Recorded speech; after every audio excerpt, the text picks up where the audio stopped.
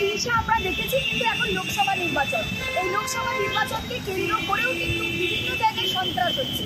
কি ধরনের সন্ত্রাস? না কোথাও ফ্লেক্স ছিঁড়ে দিচ্ছে, কোথাও ব্যানার ছিঁড়ে দিচ্ছে, কোথাও দেয়াল লিখন করতে দিচ্ছে না। যারা বিরোধী দল তাদেরকে রীতিমতো আটকে দিচ্ছে, বিভিন্ন ধরনের তাদেরকে প্রচারে বাধাপ্রাপ্ত করছে। আমাদের সঙ্গে আজকে আছেন বিজেপি নেতা অভিষেকবাবু। অভিষেকবাবু, এই যে সন্ত্রাস, এটা এক ধরনের সন্ত্রাস। আমরা ভোট পরবর্তী সন্ত্রাস দেখেছি, কিন্তু যেভাবে লাগাতার বিজেপি কর্মীদের কাজ করতে দেওয়া হচ্ছে না, কি বলবেন? তৃণমূলের ঘোষিত নীতি হচ্ছে চাল চুরি, ডাল চুরি, এছাড়া আপনার পোস্টার ব্যানার ছেড়াছি। এর বাইরে তো ওরা যেতে পারবে না। একটা জিনিস ভাবুন, এতদিন ওরা যে সার্ভিস দিয়েছে, সেই সার্ভিসটা নিয়ে কোন মুখে পাবলিকের কাছে গিয়ে বলবে আমাকে ভোট দিন? তৃণমূল এত দুর্নীতি করেছে, এত দুর্নীতি করেছেন, ওদের দাঁতের ফাঁক থেকে দুর্নীতি বেরিয়ে আসছে। এখান থেকে কয়লা, ওখান থেকে বাড়ি, সেখান থেকে গরু, আরেক জায়গা থেকে মহিলা, আবার অ্যাড হয়েছে সন্দেশখালী।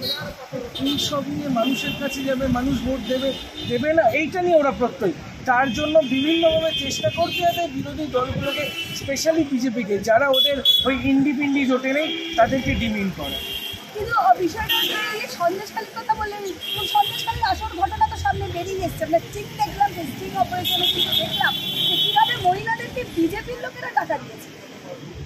ওরকম মানে ওই ডিপ ফেক না, আপনি ফেসবুক খুললেই দেখবেন অনিল আম্বানি মুকেশ আম্বানি বলছে, আদানি বলছে, আপনার বিল গেটস বলছে যে অমুক বেটিং অ্যাপে পয়সা লাগান হয়ে যাবে, সমস্তটাই ফেক। কিন্তু যেটা সত্যি সেটা হচ্ছে সন্দেশখালীর যারা তৃণমূল মেম্বার, স্পেশালি মহিলা, তারা কিন্তু বয়ান দিচ্ছে শাহজাহানের দৌরত্ব বেড়ে গেছে, শিবু হাজরার দৌরত্ব বেড়ে গেছে। তারা কিন্তু আপনার তৃণমূলের লোক, আপনি তাদেরকে ইগনোর করতে পারবেন। এবং যার কথা বলা হচ্ছে বিজেপির কথা, সে তো বলছে আমি বলিনি, তাহলে আমি কোনটা বিশ্বাস করবো বলুন? আমি তো স্পটে ছিলাম না, কিন্তু লজিক্যালি কোনটা বিশ্বাস করা যেতে পারে, কোনটা যেতে পারে না, এটা হচ্ছে বড় প্রশ্ন। অভিষেকবাবু, এই যে সন্ত্রাস বা এই যে ভয়, কোন জায়গায়, মানে কোথাও কি তাহলে মমতা বন্দ্যোপাধ্যায় ভাবছেন যে তার গদি টলছে, তার কনফিডেন্স হারাচ্ছে?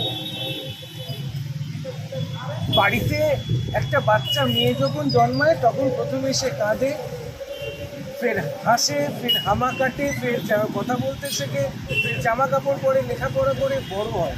এবং সেই মেয়েটাকে যখন তুলে নিয়ে রাত 2টোর সময় পিঠেপুলি বানাতে দেওয়া হয় না, মানে পাঠানো হয় না শাহজাহানদের কাছে, তখন যারা সাধারণ মানুষ আছে, যার বাড়িতে মেয়ে আছে, তার হাড় কেঁপে যায়। এটা মমতা বন্দ্যোপাধ্যায় প্রাজ্ঞ রাজনীতিবিদ, উনি ভালো করে জানেন সাধারণ মানুষের হাড়ে হিম ধরে গেছে, হাড়ে দুব্ব গজিয়ে গেছে। এর প্রতিফলন ইভিএম বক্সে হবে। কিন্তু কোথায় হারে গজিয়েছে? একাধিক ভালো ভালো প্রকল্প, লক্ষ্মীর ভান্ডার তো 500 টাকা 1000 করে দিল, তারপরে কন্যাশ্রী, রূপশ্রী, যুবশ্রী, মানুষ তো এত সুবিধা পাচ্ছে, হার হিম কোথায় হচ্ছে? সরকারি কর্মীরা ডিএ পাচ্ছে না, কেন জানেন? ডিএতে কাটমানি নেই, আর বাকি যা প্রকল্প আছে সবেতে কাটমানি প্রকল্প। নাম হতে পারে অমুক শ্রী, তমুক শ্রী, অমুক সাথী, তমুক সাথী, কিন্তু অ্যাকচুয়ালিটি হলো সব কটা আপনার কাটমানি প্রকল্প। যেখানে কাটমানি নেই সেখানে তৃণমূল নেই।